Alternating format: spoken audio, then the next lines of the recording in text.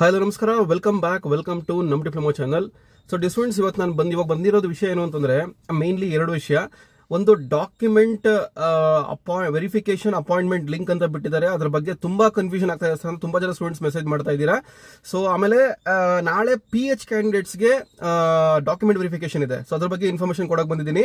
So first ಒಂದು ಅರ್ಥ ಮಾಡ್ಕೊಳ್ಳಿ. ಸದ್ಯಕ್ಕೆ ಇವಾಗ PH ಕ್ಯಾಂಡಿಡೇಟ್ ಕಾನ್ಸಂಟ್ರೇಟ್ ಮಾಡ್ತೀನಿ ಈ ವಿಡಿಯೋದಲ್ಲಿ. ನೆಕ್ಸ್ಟ್ ವಿಡಿಯೋದಲ್ಲಿ ರಿಮೈನಿಂಗ್ ಕ್ಯಾಂಡಿಡೇಟ್ಸ್ ಏನ್ ಮಾಡಬೇಕು ಅಂತ ಡೀಟೇಲ್ ಆಗಿ ಹೇಳ್ತೀನಿ. ಓಕೆ, ಸೊ ಫಸ್ಟ್ ಥಿಂಗ್, ನಾಳೆ ಅಂದ್ರೆ 9th PH ಕ್ಯಾಂಡಿಡೇಟ್ಸ್ಗೆ ಡಾಕ್ಯುಮೆಂಟ್ ವೆರಿಫಿಕೇಶನ್ ಇದೆ. ಸೊ ಅವ್ರು ಆಲ್ರೆಡಿ ಇನ್ಸ್ಟ್ರಕ್ಷನ್ಸ್ ಕೊಟ್ಟಿದ್ದಾರೆ. PH ಕ್ಯಾಂಡಿಡೇಟ್ಸ್ 9 ಗಂಟೆಗೆ ಮಲ್ಲೇಶ್ವರಂ ಬರಬೇಕು ಅಂತ.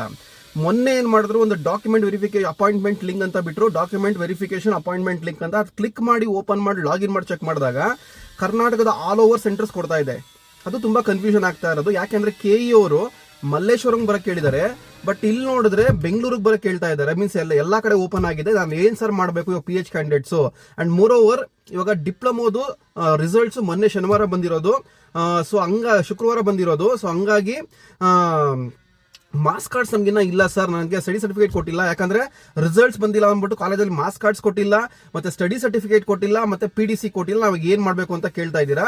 ಆ PH ಡಾಕ್ಯುಮೆಂಟ್ ವೆರಿಫಿಕೇಶನ್ ನಿಮ್ಗೆ ಏನು ನೋಟಿಫಿಕೇಶನ್ ಕೊಟ್ಟು ಗ್ರೂಪ್ ಅಲ್ಲಿ ಶೇರ್ ಮಾಡಿದೀನಿ, ಅದು ನೋಡಿದ್ರೆ ಗೊತ್ತಾಗುತ್ತೆ ನಿಮಗೆ. ಅವೆಲ್ಲ ಏನು ಕೇಳಿಲ್ಲ, ಪರ್ಟಿಕ್ಯುಲರ್ಲಿ ಫಾರ್ PH ಕ್ಯಾಂಡಿಡೇಟ್ಸ್. ಬೇರೆಯವ್ರಿಗೆಲ್ಲ ತಪ್ಪು ತಿಳ್ಕೊಂಬೇಡಿ. ಅದಕ್ಕೆ ನಾನು ಕಾನ್ಸಂಟ್ರೇಟ್ ಮಾಡ್ತಾ ಇರೋದು.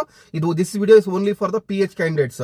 ಫಿಸಿಕಲಿ ಹ್ಯಾಂಡಿಕ್ಯಾಪ್ಟ್ ಕ್ಯಾಂಡಿಡೇಟ್ಸ್ ಎಲ್ಲೇ ಇದ್ರು ಸೋಮವಾರ ಬೆಳಗ್ಗೆ 9 ಗಂಟೆಗೆ ಮಲ್ಲೇಶ್ವರಂ ಬಂದ್ಬಿಡಿ.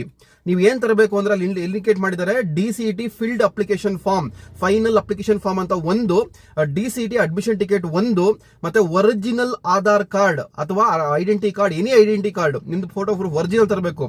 ಆಧಾರ್ ಕಾರ್ಡ್ ಆಗಿರ್ಬೋದು, ಪ್ಯಾನ್ ಕಾರ್ಡ್ ಆಗಿರ್ಬೋದು, ಡ್ರೈವಿಂಗ್ ಲೈಸೆನ್ಸ್ ಆಗಿರ್ಬೋದು, ಪಾಸ್ಪೋರ್ಟ್ ಆಗಿರ್ಬೋದು, ಯಾವುದೋ ಒಂದು ಒರಿಜಿನಲ್ ತಗೊಂಡೋಗಿ, ಯಾಕಂದ್ರೆ ಅಲ್ಲಿ ಚೆಕ್ ಮಾಡಕ್ ಕೇಳ್ತಾರೆ.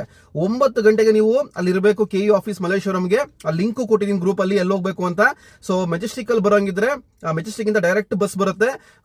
ಮಲ್ಲೇಶ್ವರಂ ಅಂತ ಕೇಳಿದ್ರೆ ಹೇಳ್ತಾರೆ ನಿಮಗೆ. ಬಸ್ ನಂಬರ್ ಎಲ್ಲ ಗೊತ್ತಿಲ್ಲ ನನಗೆ, ಅದನ್ನ ಕೇಳಬೇಡಿ. ಮೆಜೆಸ್ಟಿಕ್ ಹೋದ್ರೆ ಗೊತ್ತಾಗುತ್ತೆ, ಅಲ್ಲಿ ಹೇಳ್ತಾರೆ ನಿಮಗೆ. ಮಲ್ಲೇಶ್ವರಂ ಎಲ್ಲಿ ಹೋಗ್ಬೇಕು ಅಂದ್ರೆ ಹೇಳ್ತಾರೆ ನಿಮಗೆ.